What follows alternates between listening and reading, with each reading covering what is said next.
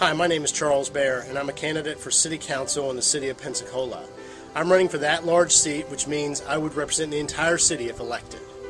For me, the why should you vote for me, is because I believe in neighborhoods. I believe that the ground truth of what's happening in our city lies in the next door neighbors, in the neighbors across our town, in all the neighborhood associations we have in our city. We have some strong neighborhood associations, we have some that aren't doing so well, we have some areas that aren't covered by neighborhood associations. And neighborhood associations are a direct line of communication between the city residents and the council and the mayor. I believe we need strong neighborhoods, and I believe that's why you should vote for me. I'm going to work in every neighborhood across our city, as I did when I walked and when I ran for mayor back in 2010, to make sure that people's needs are met. I hope that you'll continue to watch this election. I hope you'll consider me for your city councilman. Thank you. Behind me, you'll see the Trillium property, which is a property that's going to be developed into the Maritime Park. The Maritime Park has changed significantly since the voters voted on it back in 2006. Many aspects have been dropped out in the Maritime Museum, so right now we're left with a few items, a big stadium, and I just don't know if that's the right mix of things we need for the citizens of Pensacola. So I've assembled my own team of experts to come in and share with you what they think should go back here. So come on in, guys. This is Connor, Jackson, and Davis, and they're going to share with you what they think should be over there. Davis, what do you think should be back there? Water park. A water park. What a great idea. Right on the water, kind of like things we have down the coast, a great place for families to come and play and stay cool in the summer. Connor, what do you think? A skate park. A skate park. Another great idea. We don't have a skate park in the city of Pensacola. They got one over in Gulf Breeze. Why don't we have one? We got a lot of people that like to do that, and it's another family event. What about you, Jackson? What do you think? Fishing place. A fishing place, a great place to fish right out here. I hear that there used to be great fishing off of this property out here. It's deep water. You probably catch a lot of fish. We need to maximize the ability of family to be able to use this park. We don't want a stadium sitting empty all the time. I'm very concerned about that. We're spending a lot of money. It's going to be about $3 million. $3 million a year we're going to have to be paying back for this. So we need to make sure it's the right mix of things for our citizens.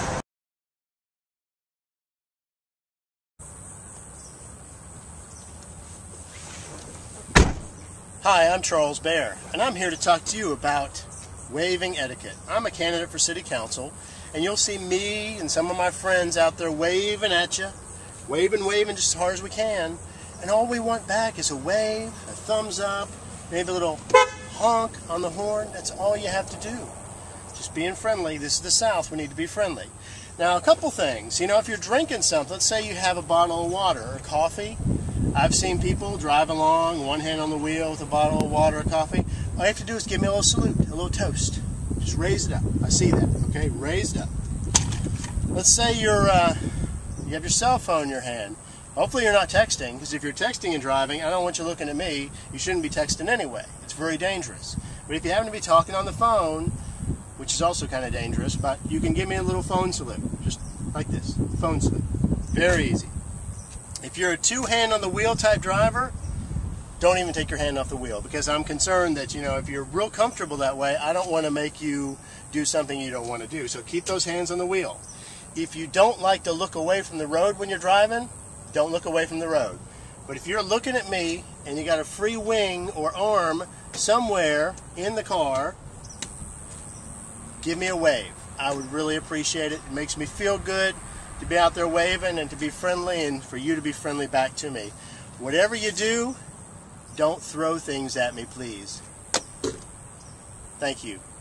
Charles Bear for City Council at Large. This has been Waving Etiquette. Standing right here in front of City Hall. And I wanted to reach out to our city employees and let you all know that I'm very proud of the service you continue to provide the city of Pensacola. We are at a historic crossroads in our city, moving from a city manager to a strong mayor form of government. I recommend that you look for the candidate that has the education and experience to continue to lead this city in the right direction and motivate you as an employee. We have got to continue to keep a great level of service within our city, and I look forward to working with all of you to make our city even better than it is today. What goes ahead of my questions is the $200 million organization organization, the 800-plus employees, the numerous complex departments, that this position is going to go in there and try to get their hands on while trying to address the issues that are apparent to everybody. The economy, the environment, the city moving forward, opening itself up and attracting businesses. So I would ask each of them to describe their leadership style and how they're going to get those leaders around them to help get this through and work with the staff to get it done. Because it is very different from running a small business. Okay, good. A lot of my leadership style was developed in college and military. I was raised in a military family, so honesty and integrity are the core of my beliefs when it comes to leadership, and being transparent, obviously, as a leader, so people know where you're coming from. The hardest thing for me is when I work for a leader who does not have integrity, and they tell you something, and then something changes after they've told you that. And I think you need to stay true to what you have promised to people. For me, the process has already begun as far as who's going to be leading different departments. I've been interviewing individual department heads just to see where they stand, to see if their vision for what the city of Pensacola is aligns with mine. And I can't tell you right now whether Chief Simmons will be the chief after I get elected, but he will be one of the candidates I will consider. For me, the vision is that we're able to streamline the government to the point that we maintain our critical services. And I believe in empowering people that are under me. I can't delegate my responsibility because I've learned that in the military. You cannot delegate your responsibility. The buck stops with me. There'll be some candidates who might think that their chief administrative officer can run things day to day. That's not so. I will be doing it, and I will hold my leaders accountable, but I will also give them the ability, delegate the authority they need to get the jobs done. So they don't have to come to me or to Mr. Barker to get everything approved, but they will be held accountable if they make changes within their budget. I believe I have to have a strong core of people that work for me. I think there are some there right now. I think there may need to be some changes, but I am in that process right now. Thank you, Brian. That my vision is a citizen-led vision, and it's not a mandate. You can talk to my wife about how long it took me to come up with the core issues in my campaign on that card that you have, the things that I thought were important, and then I talked to citizens about them and talked to different groups about them to find out what it is that citizens want from their government. And so for me, it would always have the input, and I would hope that everyone would have representation from a neighborhood association. It's my goal to have one, not as close as a park is to everyone, because I understand it's like within a quarter mile or something, some really short distance. Everyone lives within a park, over 93 parks. But I would like everyone to have some type of representation, a little more formal than being just an average citizen, although I always listen to average citizens. But if a neighborhood association or if someone takes the time to bring together people, do signatures, they will always have an ear from me. I'd like you to tell me what your top 3 priorities would be as you're addressing your staff. What is your marching? All right. I'll go ahead and state the first. I'll state the 3, and then I'll talk about them. The first one would be create an economic development council. The second one would be to open up the government so that our department heads were out with the citizens on a regular basis, so you get to see them on a regular basis.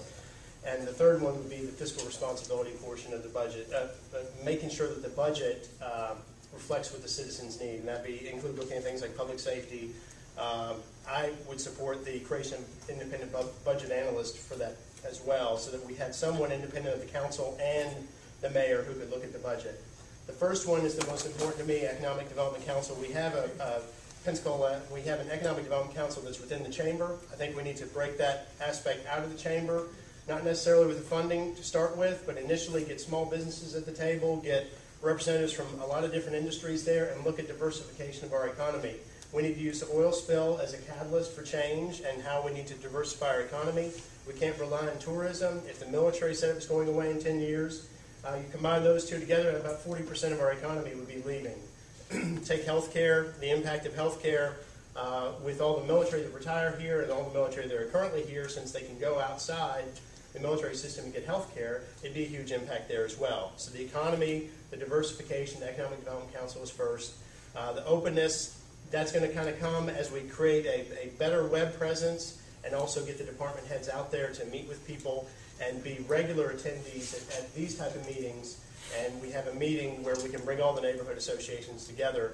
And the the one I've already spoken about more, the fiscal responsibility side of things, I really believe that there are hidden pots of money that the citizens don't know about, and people will deny are there, but we need to make sure that all that is exposed, and that we have all the money on the table when we go to do our budget. Okay. Charles? It's interesting, when I got in the race, I wanted to check and see what other cities' liability was when it came to pensions, and Jacksonville gets mentioned a lot as a city that's a consolidated government, and it's cost savings and all this, and our unfunded liability mentioned was like $80 million a few months ago at least, and Jacksonville's was $1.6 billion. So, I mean, it's a much bigger economy, obviously, but everyone's facing this right now. I think one of the things we're looking at, is it's a commitment that we've made to employees, and it's a commitment that you all probably have had in jobs where you had a pension plan or some type of retirement set up, that there was a commitment made to you when you became an employee. And I find it very difficult to go in and just yank that out from under people once they're in the system. I think what we really need to look at is future employees, although right now we're not hiring anybody, so you can't really see any benefit of that right now. I think FRS would be a good way to go, but again, I think in the union case, they probably won't go that way. So we need to look at ways that we can deal with this in our budget. It's like any other liability that we would have based on decisions of the past, which is kind of what we're entering into now with Community Maritime Park. We're going to have to deal with this liability some way. But I think ultimately we have to look at, in the future, hopefully sometime in the future, even though hope's not a strategy, I am hopeful that at some point we'll be able to start hiring people again. Who knows what impact the oil's going to have on our economy and the sales tax and property tax, but if at some point we start hiring people, I think we'll start to see some savings from being able to make some changes. Okay. So my question is this: what would you do about transparency on all the budgets for things that Al Garza spends on streets and things like Dave Flaherty spends on parks? Transparency and open government is the core value of my campaign, and I'm a web developer. It's one of the things I do in my regular job, and so I look at the city's website, and I can't believe that we actually let that pass as an informational website, because in order to find information there, it's very difficult. And if you want to, for instance, the agenda today for the Committee of the Whole was just massive, and it stopped downloading twice, and I have a fairly fast connection at home. It stopped downloading twice in the middle of the 16 megabyte download I was trying to get just to see the agenda itself. I don't think we do a very good job as a city. If you look at past records of the city and you want to look something up and you have Windows 7 running on your computer, you can't see it because the software is out of date, so you have problems there. I think a lot of this boils down to what has already been mentioned in some respect is citizen involvement and neighborhood association involvement. I think if we bring neighborhood associations more, if we bring them into the table more on these decisions and share the information with you all. For instance, sidewalks, which has already been brought up. I asked a question of Al Garza about sidewalks. It's not really his purview, but he said go on the city website, find the council agendas, then go down the council agenda from this date, and then down in the very 20th page down there, you'll find the list of sidewalks. I'm like, okay, that's the fastest way you can tell me how to do it? That's ridiculous. I think as far as the openness of our government, everything needs to be open, including how much our individual employees are paid. And that's not in the budget anywhere. You have a lump sum. We need to know what everybody gets paid. You need to know complete accountability of what our government consists of and what our budget consists of. Okay, thank you.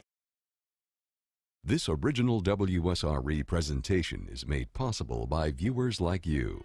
Let's get started. First, Mr. Bear. In my background, my educational background, I have a master's in public administration that I believe prepares me to be the mayor. It is the degree of choice for being a city manager, and the mayor is going to have to run the city on a day-to-day basis.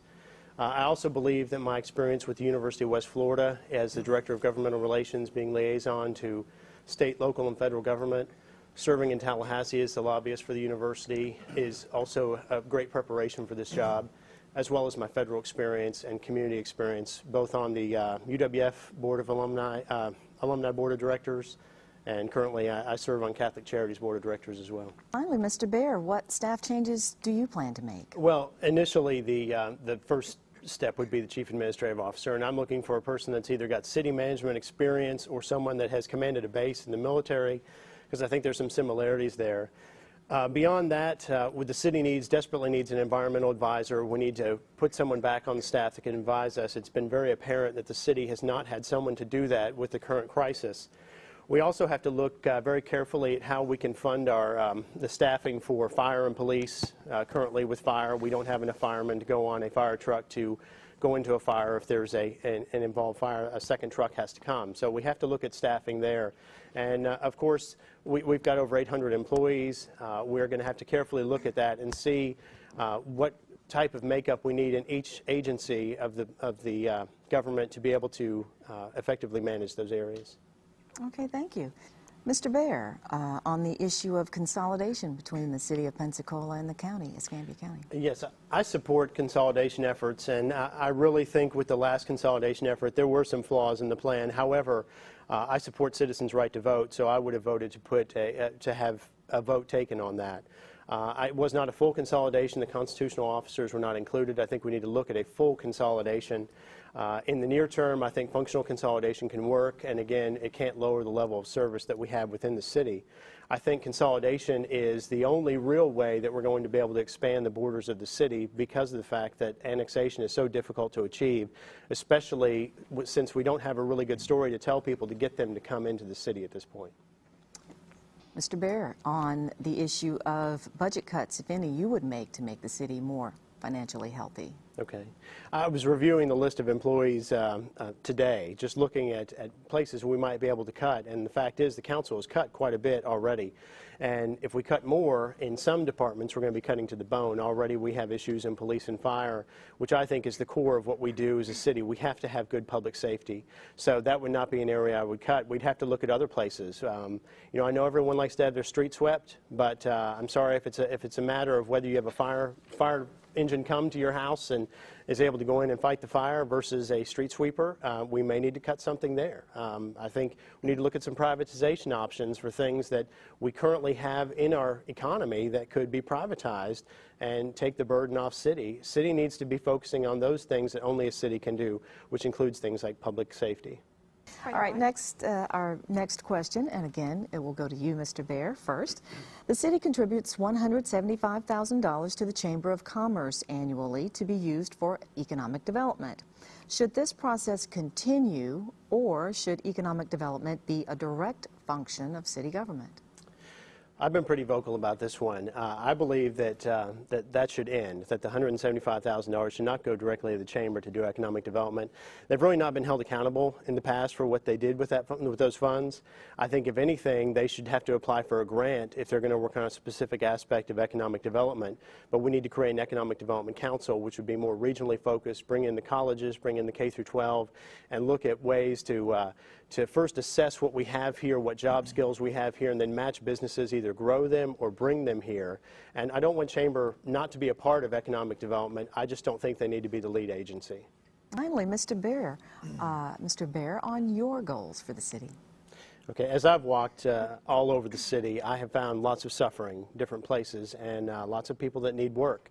And they need more than a minimum wage job. And what has been happening over the past few years is we've created lots of minimum wage jobs, we've had call centers, but we just don't have the kind of high quality jobs, living wage jobs that we need.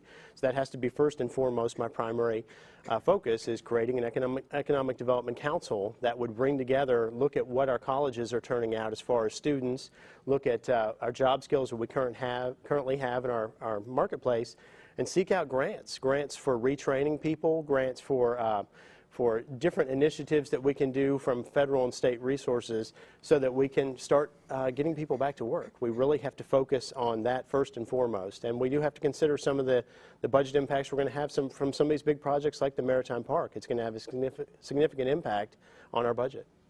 Thank you, Mr. Bear. Thank you, Mr. Bear. Okay. Well, this issue is something that's plaguing lots of cities. Jacksonville's, I think, is over $1 billion now, so we are not alone. And just because you're consolidated doesn't mean that you don't deal with issues like this. we have to work diligently to get our employees into the FRS, and as mayor, I will work with the bargaining unit of the police and fire to move in that direction. I think we have to demonstrate why it's effective. I mean, there are cities that are cutting salaries, there are cities that are cutting people, and we don't want to lose people in fire and police, so we've got to find ways to bargain so we can save some money. And some of this is beyond our control because of where the pension funds were invested. And so some of that will, as the market comes back, we will see a little bit of an increase in, well, a decrease in what our liability is. All right, Mr. Bear, what do you foresee as the most economically feasible use for the Port of Pensacola? Okay, the first thing I would do is appoint a citizen committee that includes representatives from the maritime industry to look at the best uses for our current port. We are locked into a long-term lease with CMEX that goes to about 2022, and we can't just get out of that. It's going to cost us a lot of money to get out of that. I don't support putting a multi-use or mixed-use facade on the front of the port. I think there's a constant, I guess, conflict between the business and the industrial community. I think for the foreseeable future, we need to look at more opportunities like the chicken that goes out of there, because those jobs that are generated from there are very good-paying jobs. I mean, $12 minimum and go up from there. So we need to look at ways to expand and have a little bit more cargo operation down there in the near term, and in the future, I think we need to look at alternative locations for the port, whether that be somewhere else down the coastline or at the Naval Air Station. All right, our next question will go to Mr. Bear first. What is your opinion of the proposal to construct an aquarium on a portion of the Main Street sewage treatment plant? How should the property be used? I sat through a presentation about that particular project, and I find it very intriguing. The big obstacle is money, and the other obstacle is the fact that the city doesn't own that property. It's ECUA's property. I think the best use of that property would be a private entity purchasing that, not the city. The city is not a good landlord. I think we need to have that privately developed. If it's an aquarium, I think it's a much better fit to have an aquarium on the coastline that is a ballpark. You know, if there was some way to swap the funds, which there's not, that would be an outstanding idea. I mean, the impact, the environmental impact, the impact of having the university to research there, even having certain fishes that were bred there and could be put back in the local population. I think there's some incredible opportunities there that we really need to consider. Hey, Mr. Bear, on what you would propose to do to bring in high-paying jobs to the city. Okay. We need to stop focusing our economic development efforts on tourism. We need to look at a broader economic spectrum of businesses. I think really we need to look regionally. We don't have an income tax in the state of Florida, so it makes it desirable for people to live here. So we need to work regionally, not just with our counties here, but just over the border in Alabama. We're pretty close. If we can get a business that locates over there, we would have employees over here spending money. And so I think we need to look beyond just the city limits, obviously. We don't have a lot of shovel-ready sites here. I know there are cities and counties across our state that are giving incentives, large incentives, to places that are even located here that have branches down in, say, Ocala, that are able to give big incentives. We need to look at doing that, more tax incentives from the city and county. We need to look at, we need to get to Tallahassee and lobby, especially right now with the oil spill. There are going to be opportunities, I believe, for additional dollars from the state, and you need someone who's able to do that and understands that system. Yes, I certainly will. What is the rationale for the city, the county, and ECUA each having a garbage transfer station, while at the same time all commercial garbage is handled at a single facility? And I think I'm with Ms. Mack on this, that this is a technical question beyond my ability to answer at this point. I would say that I believe sanitation is a perfect example of things that we could consolidate. You know, we've got an agency, the ECUA, that does sanitation. We have our own sanitation. I think we could set some standards. Again, it would be one of those things where we don't let it diminish our level of service. We would have to have certain aspects of it that we would maintain. But I think this is clearly an area where we need to look at consolidation. Mr. Bear. Okay, at the department head level, I would say I would treat it as a cabinet, and those folks would be I just released a City Residents Bill of Rights that would dictate how we deal with citizens, and that means citizens come first, and they must have an easy way to access information, whether it be through the web or not having to call multiple phone numbers. That's first and foremost what my employees would need to focus on. As far as the cabinet level, the department heads, whether it be fire, police, the airport, they also have to be able to motivate their employees, and they would have some budget discretion. A lot of them don't have that right now. I think that they need to have some ability to lead in their various agencies, and I don't have anyone at this point that is contributing that I would consider for a position. Time for just one more question. I wanted to move to the issue of annexation. Do you see additional annexation and changes to Pensacola city limits, Mr. Baer? Okay. Annexation is a very difficult issue because you have to convince county residents, if you're annexing residential areas, you have to convince county residents that what we have here is better than what they currently get in the county. And that's very difficult. If they don't call the police, they don't call the fire department ever, they don't know, what a good police versus fire. We have the best, but a lot of people don't utilize those services. We have parks. Parks are great, but everyone can use those. So we have to do something that gives them a reason to want to come. And I think that's where serving citizens better than our counterparts in the county comes into play, that we need to do better, serve them better, have citizen advocates so that they don't have to chase issues around our city, and that is the way we're going to be able to annex those areas. Commercial areas are a little bit easier, and there are areas where we can look to annex where we could put in some type of commerce park or commercial facilities. Okay. Mr. Baer, the last word to you. Okay. The citizens of Pensacola are getting ready to make a historic change in our system of government here. If you're looking for empty campaign promises or economic expectations that can't be made, or a candidate that's not able to think for themselves, then you don't need to vote for me. What you need is to vote for me if you want someone who strives for greater efficiency in government, who's led people in the U.S. and abroad, and has educational qualifications to manage a city. Let's face it, I've walked to thousands of homes across the city and seen lots of suffering, and I've looked at every end of our economic spectrum. It's critical now that we do things in our city that can advance us. We are not advancing right now. We must broaden our focus in economic development, bring in the colleges, the K through 12. We must realize the errors of our past and the impact of the massive maritime park debt that we're about to have. I'm prepared to lead our city into a journey that will embrace our history and use our collective talents to bring progress to Pensacola. I look forward to serving you over the next 4 years. Thank you.